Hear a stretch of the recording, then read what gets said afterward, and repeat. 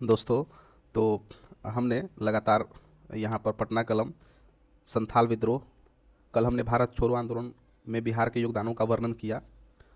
आज जो प्रश्न है वह है कि रविंद्रनाथ टैगोर के सामाजिक एवं सांस्कृतिक विचारों की महत्ता का वर्णन कीजिए। इस प्रश्न को हम लोग पढ़ेंगे, देखेंगे और इससे संबंधित जो भी हमारे पास कंटेंट है उसका हम लोग वर्णन करेंगे। तो आइए रविंद्रनाथ टैगोर के सामाजिक एवं सांस्कृतिक विचारों की महत्ता पर हम लोग प्रकाश डालते हैं।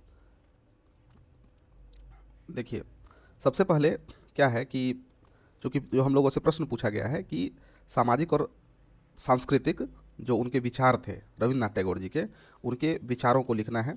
तो सबसे पहले भूमिका लिखनी होगी। भूमिका में आप इन सभी तथ्यों को आप लिख सकते हैं कि 1861 में इनका जन्म हुआ, 1941 में इनका देहांत हुआ।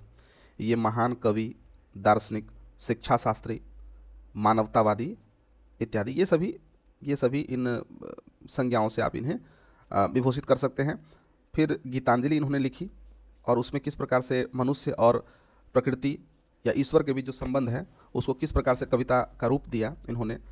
तो गीतांजलि के लिए इन्होंने उनको नोबेल पुरस्कार प्राप्त हुआ था।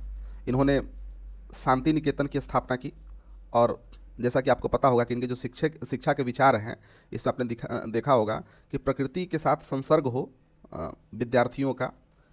तो इस प्रकार खुले विद्यालय की एक अवधारणा इन्होंने प्रस्तुत की और इसीलिए इन्होंने शांति निकेतन की स्थापना की, ताकि शिक्षा इस प्रकार की हो कि नैसर्गिक प्रकृति की हो शिक्षा।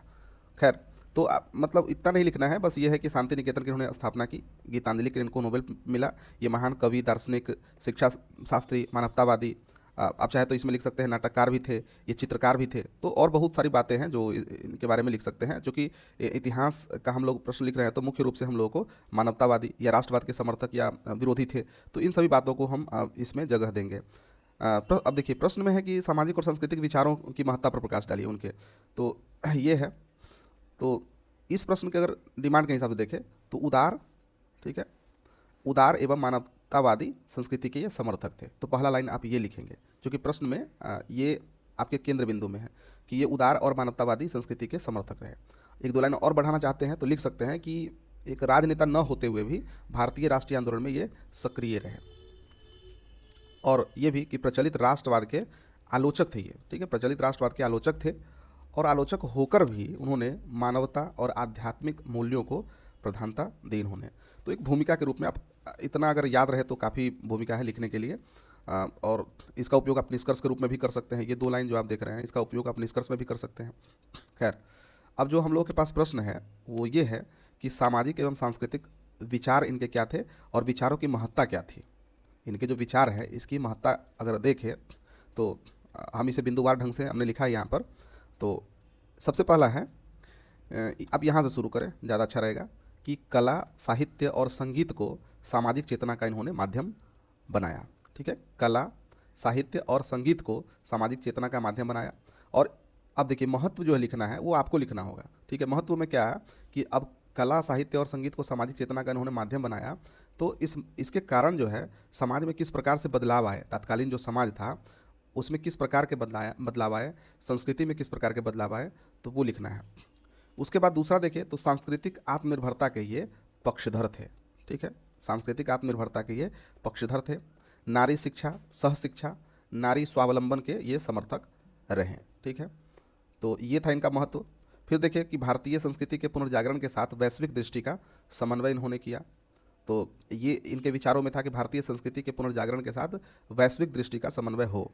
सामाजिक भेदभाव, पाखंड और सांस्कृतिक वर्चस्व के ये विरोधी रहे, अर्थात इनके विचारों के माध्यम से समाज में भेदभाव कम हुआ, लोगों में एकता का सृजन हुआ, ये सभी बातें। फिर है कि प्रकृति, मानव और संस्कृति के साथ सामंजस्य बैठाने की बात इन्होंने कही। इसके बाद है कि प्रत्येक मनुष्य में ईश्वर का वास होता है, इस अवधारणा के ये प्रबल समर्थक रहे।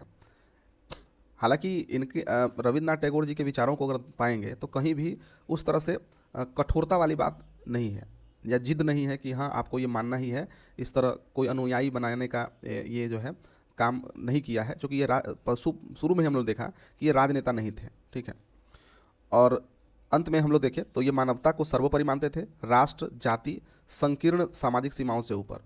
ठीक है, इसलिए कहा गया कि राष्ट्रवाद के ये आलोचक थे। ये राष्ट्र, जाति, संकीर्ण सामाजिक सीमाओं से ऊपर मानवता को सबसे ऊपर मानते थे। तो इस प्रकार से दोस्तों हम लोगों ने इनके सामाजिक और सांस्कृतिक विचारों को देखा।